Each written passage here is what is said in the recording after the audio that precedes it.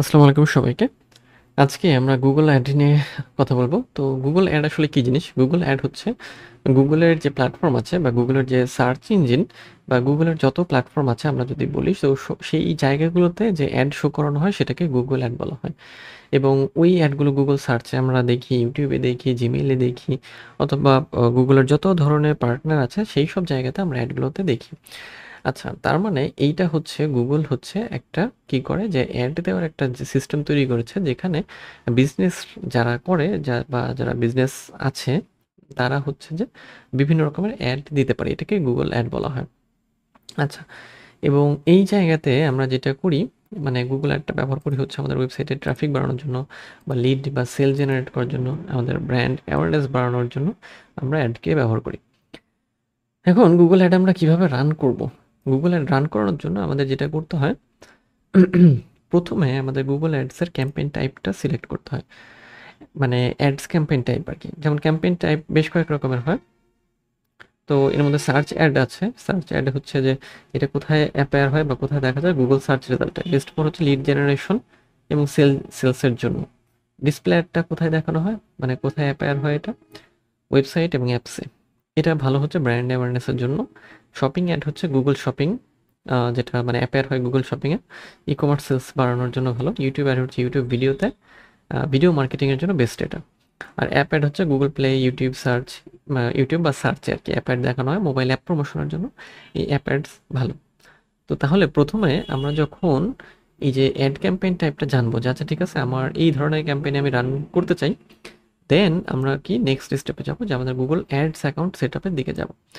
এইজন্য আমরা হচ্ছে ads.google.com এ যাবো এবং সেখান থেকে আমাদের ক্যাম্পেইন গোল যেমন sales, leads, website traffic, brand awareness এগুলো আমরা সিলেক্ট করবো এবং এরপরে campaign type search, display, shopping. Okay, then আমাদের অডিয়েন্স ডিফাইন করতে হয়, টার্গেট অডিয়েন্স।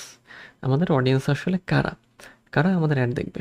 কিভাবে আমরা এটা করি? লোকেশন টার্গেটিং করি, যেমন কান্ট্রি ওয়াইজ, সিটি ওয়াইজ বা জিপ জিপ কোড ওয়াইজ বা রেডিয়াস অনুযায়ী। ডেমোগ্রাফিক্স হচ্ছে এজ, জেন্ডার এবং ইনকামের ভিত্তিতে আমরা ঠিকঠাক করি। ইন্টারেস্ট এবং বিহেভিয়ারে আমরা হচ্ছে যে ফলো করি যে আমার যে প্রোডাক্ট আছে এই রিলেটেড আর কে কে ইন্টারেস্টেড হতে পারে। কিওয়ার্ড হচ্ছে যেটা ইউজাররা গুগলে লিখে সার্চ করে সেই কিওয়ার্ড আমরা দিই।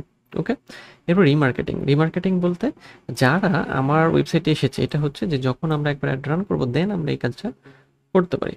যারা মানে এখনো কিনে নাই, পারচেস করে নাই তাদেরকে আমরা আবার রিটার্গেটিং করতে পারি এরপর। ওকে, এরপর keyword research for search ads.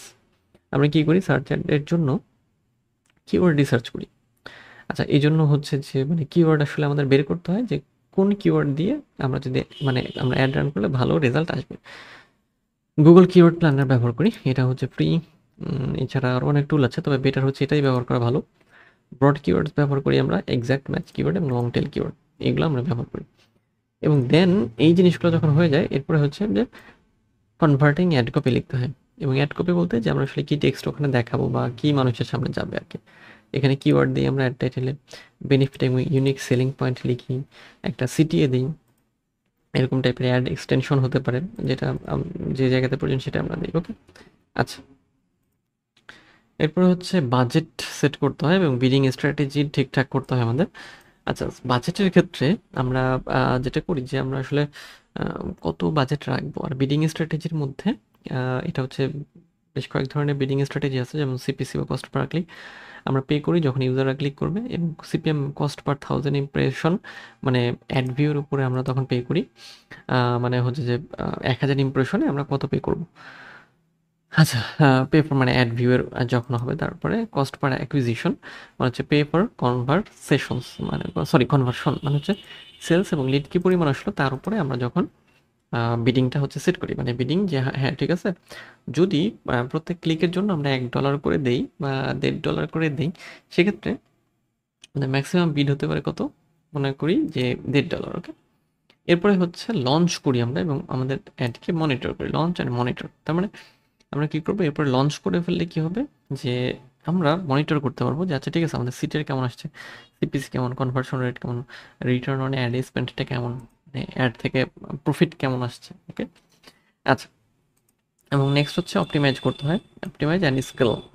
এবং স্কেলটা মানে হচ্ছে যে আমরা যখন এটা রান করে দিব, দেন আমাদের স্কেল করতে হবে যে হ্যাঁ ঠিক আছে, এটা আসলে ঠিকঠাক আছে কিনা। এফ টেস্টিং করতে পারি আমরা অ্যাড কপি নিয়ে, কিওয়ার্ডগুলো নিয়ে আমরা টেস্টিং করতে পারি। আর রিফাইনিং কিওয়ার্ডস, মানে যেগুলো হচ্ছে যে লো পারফর্মিং সেগুলোকে পজ করা, হাই পারফর্মিং গুলোকে আবার অ্যাক্টিভ করা, এরকম ল্যান্ডিং পেজ অপটিমাইজ করতে পারি। ওকে, রিটার্গেট করতে পারি ভিজিটরদের যারা এখনো কনভার্ট হয়নি, এই কাজগুলো আমরা করতে পারি। তো এই হচ্ছে গুগল অ্যাডের যে মূল যে থিওরি এটা।